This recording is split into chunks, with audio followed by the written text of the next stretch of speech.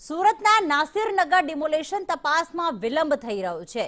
નાસિરનગર demolition મામલે 20 દિવસ થઈ ગયા છે, પરંતુ હજી સુધી તપાસનો કોઈ અંત જ નથી આવી રહ્યો।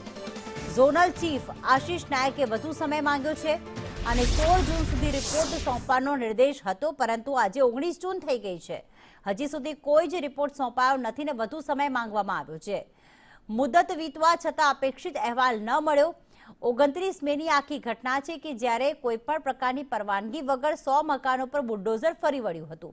અહીંયા તંત્ર એવું કહે છે કે અમે આ ડિમોલેશન નથી કર્યું, તો પછી આખરે નોટિસ વગર ડિમોલેશન કોણે કર્યું તેને લઈને વિવાદ ઊભો થયો છે અને રિપોર્ટ આવવાનો હતો 16 જૂન સુધી, પરંતુ હજી સુધી અપેક્ષિત અહેવાલ સમયમર્યાદામાં સોંપવામાં નથી આવ્યો। ત્યારે સમગ્ર ઢીલી નીતિથી તપાસ કમિટીમાં નિરાશા વ્યાપી છે। અહીંયા 100 પરિવારો બેઘર બની ચૂક્યા છે।